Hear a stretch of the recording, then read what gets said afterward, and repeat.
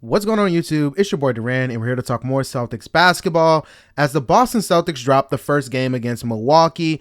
And let's just get into that series. I know I didn't put a prediction video up, but my initial prediction going into this series was that the Celtics were going to win this game in 5.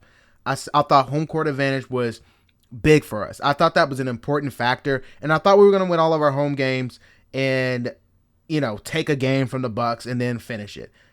It's starting to look like Celtics in 6. It's starting to look like a very long series, and I have to give the Bucks credit because I did underestimate their defense, but I by no means am co-signing the rhetoric I'm starting to hear about the Bucks defense, and I don't want to get too much into it, but people are saying like, the Bucks defense, their idea, it's actually a smart idea for them to leave open threes open and pack the paint. When did that become like a smart strategy to leave open threes? I don't know. In my opinion, I felt like what plagued the Boston Celtics, and we've seen this through stretches, even through this 3 months, is the lulls in offense, and it really comes down to execution. The shots were there. Like we said, the Bucks, they give up a ton of open threes. They do, and they're going to clog the paint. But what we have to understand is time and place. And there's a time and a place when to take a three, and there's a time and a place when not to. And I'm not saying that we should pass down open threes, but I'm saying at a certain point, you don't let another team dictate how you want to attack on offense. Just because they're leaving open threes doesn't mean we want to take open threes. Listen, we're comfortable taking threes, but we want to take a 2 here. We want to get to the rim. We want to get our layups. We want to get our dunks. Dictate and control how you want to do things on offense. That's how I feel. In my opinion, this game felt a little bit more self-inflicted than the Bucks just dominating us. And I don't want to take credit away from the Bucks because they did a really good job executing. They did a really good job game planning, and they did an excellent job in transition. But jumping back on the Celtics side, the things that I felt like what we did was, 1, we didn't come locked in. 2, we did not match Milwaukee's physicality. And then 3, we were not executing. There were open shots we should have made that we didn't make. Particularly a player like Peyton Pritchard, there were so many open threes, and I think he was 2 of 8 from 3. There are so many open threes for him. The reason he was 2 of 8 because damn near all 8 of them were open. All 8 of them were wide open. And the same thing could go for a few players. Just going off the top of my head, Marcus Smart, I know he was like, I think he was like 1 of 6. Like, I'm looking at the numbers now, 1 of 6 from 3. Like, there were a ton of open threes that we just didn't execute on. Players that have to be better in this game and the next game. Derrick White was awful, and we need him. And he was 2 of 6. I think it was 2 of 3 from 3-point line, which isn't bad. 2 turnovers. He was a -8, but he just looked bad. I mean, they sped him up, and they got him all out of sorts. And I'm not a person, I don't hate Derrick White. I like, there are some people who just despise this player whenever he has a bad game, But Derrick White does more good than bad, in my opinion. Derrick White puts himself in good positions. He makes the right pass. He plays excellent defense, in my opinion. I love Derrick White. I think he's a good player, but he has to cut down on some of the mental errors that he has. And that's kind of where the youth comes. And I know Derrick White is like, 26, 27, but he still has limited playoff experience. And in these situations, when they're picking up full court press, there was like rushing. There's things that can be fixed. And I know Ime Udoka is going to fix them. I'm not worried after this game. Let me say that. I'm not worried after this game because there are things that we can fix. That's why I said I felt like this game was more self-inflicted, if anything. Because when we started, missing our threes, they ended up in long rebounds, and they also ended up in the Bucks just thriving off what they do, and that's playing offense in transition. The good thing I thought the Boston Celtics did was their half-court defense. I thought it was as good as it's always been. Like, they've been excellent, and I thought they were excellent in game 1. They did things. They were getting the Bucks out of where they set. They were causing turnovers. They were causing bad shots. Like, Giannis, albeit people made it seem like he was dominating the game. Again, he was, because he had 13 rebounds and 12 assists. But 9 of 25, 0 of 2 from 3. He was like 6 of 11 from the free throw line. Like, they did their job on him.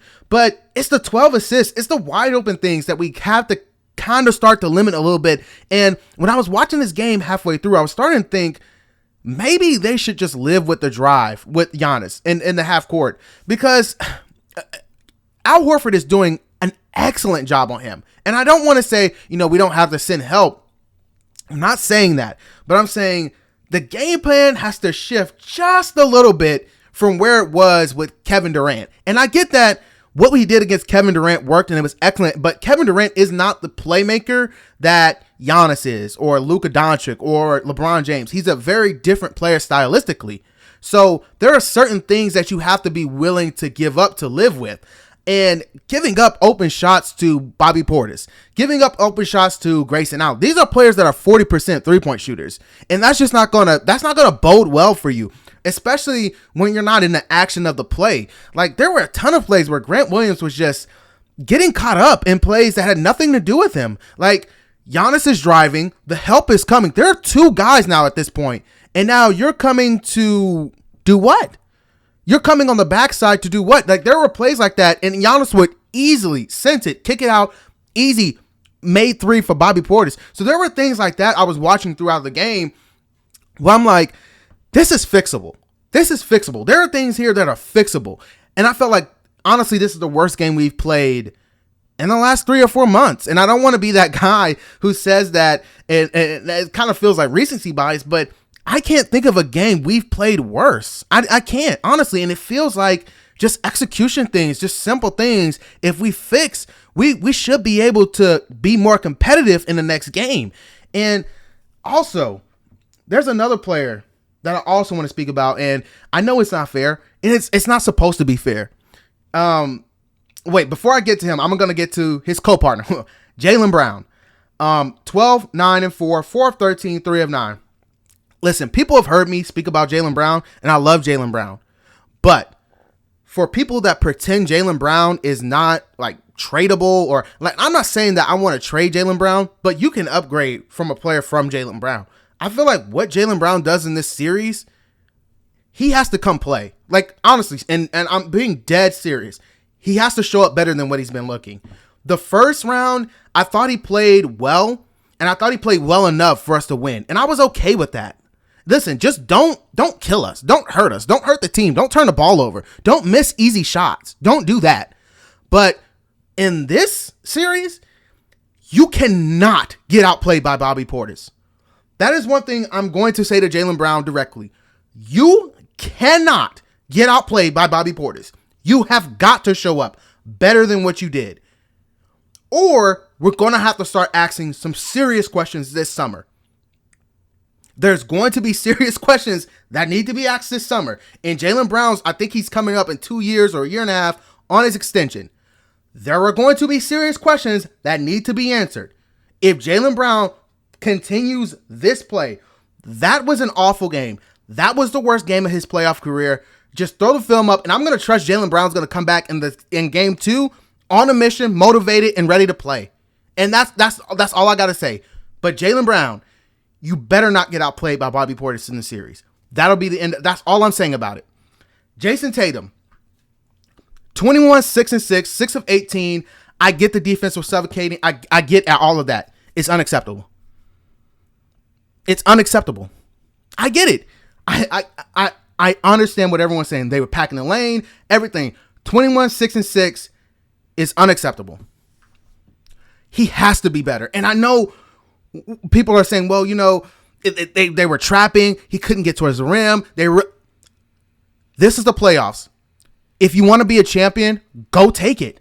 Go take it. And I'm not saying that Jayson Tatum should start deviating from the offense and deviating from what we do and playing within himself, but he needs to be better.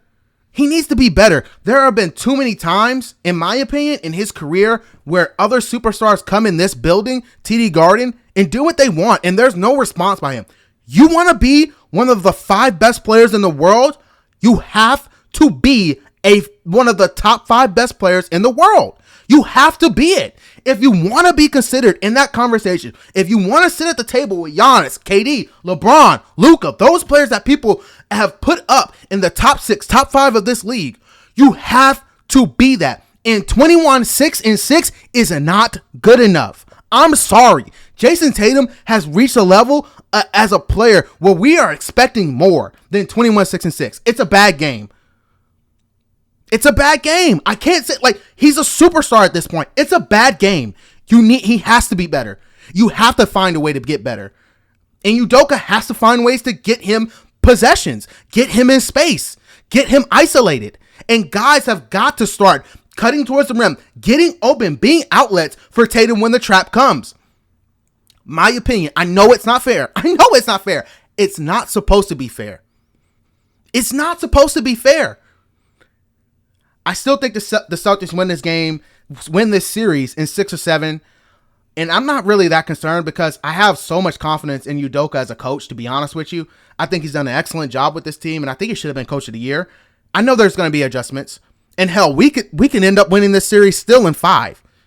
We still could end up winning this series in 5. I think that a lot of people are starting to, in my opinion, the media and a lot of people have romanticized the league when it was being dominated by one singular player, and they like it that way. And when Giannis was doing his thing and they won this game, everyone wanted to overreact. Everyone wanted to point to this singular player destroying a great team and wanted to anoint him the best player in the world. And that's fine. You can do that. But don't pretend like he is above criticism. Don't pretend that we were just being dominated this game and there's nothing the Celtics could do. Don't pretend. And don't pretend this was the Celtics' best game. 89 points? Are you kidding me? 89 points in a game. That is not the Celtics' best at all, period. And that is my problem with the media and how they've covered our team. And I actually like it this way now that everyone's starting to flip their pick to Bucks. Fine, do that. Stay on that side. It's always been the Celtics versus everyone else. And I know I'm going on a little rant now that doesn't really have much, but I'm just speaking about the overreaction to this game. Like, it's just, it is what it is. And I'm not going to be too mad about it, but I'm just speaking on it as, if you're going to pick a team, stay with that team. If you're going to pick the Milwaukee Bucks after this game, stay with that team. And I don't want to hear the Middleton excuses afterwards. If you feel like wholeheartedly after that one game, the Milwaukee Bucks can win this series, that's fine. But don't cry to me about Middleton being hurt. Don't do that. That's all I'll say about the media and their coverage of my team in this series in general, which I felt has been very weak. And everyone went and started clamoring at the bit to anoint Giannis as the best player in the world. Fine. Listen, you can do that. And I felt like there's 2 players that are deserving of that title, and that's Kevin Durant and Giannis. And that's it. LeBron James is no longer in that conversation. It's KD and Giannis. That's it. But again, don't pretend Giannis was dominating the helpless Celtics. I just hate that narrative. I hate that's how they're painting it. It is what it is. The Celtics can be better. 89 points is not the best Celtics. And the Bucks defense, albeit in my opinion, coming into the series, I thought they were overrated. I thought they gave up a ton of threes. And again, I still hold true to that. That's not a good defensive strategy, by the way. I don't know why everyone's saying that. Well, we'll pack the lane and take away layups, but we'll give up open threes. Is that not how the Jazz got destroyed? Is that not how the Jazz almost how Rudy Gobert got completely played off the floor? That makes no sense to me, what people are saying. That makes, honestly, I that is one thing that I have blew my mind, that Twitter is starting to co-sign the defensive strategy of taking away the paint and giving away open threes is the best way to play defense. Is whatever the best strategies to play defense. No. If the other team executes and continues to make threes, which is most likely to happen, the team that is trading 2s for 3s is going to lose. It is a new era. You cannot do that. It is not the 90s. That does not work unless the other team just doesn't make the 3s. If the Bucks, that's the reason the Bucks dodged the Nets. That is the reason they dodged the Nets. If you give up a ton of 3s to Kevin Durant, Goran Dragic, Patty Mills, whoever else is shooting for the Brooklyn Nets because they got a bunch of good 3-point shooters, you're going to lose that game. you're going to lose that game. I don't care what you say. If you give up a bunch of open corner threes to Brooklyn Nets players, you're going to lose that game. That's why the Nets ducked that team. They didn't want to play them because they know they would have got destroyed playing that defense.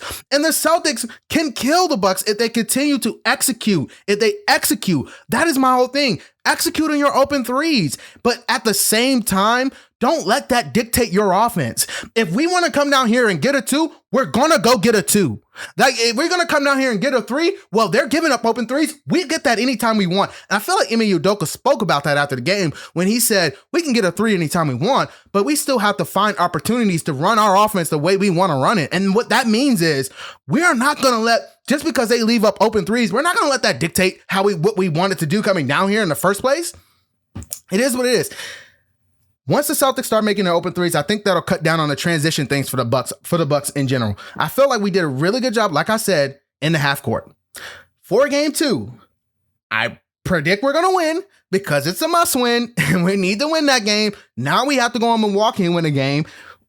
It is, we got to take home court back. That's just what it is. I hope to have game 2 up. I think we got that tomorrow. As always, guys, have nothing left for the video. Like, comment, and subscribe. Peace.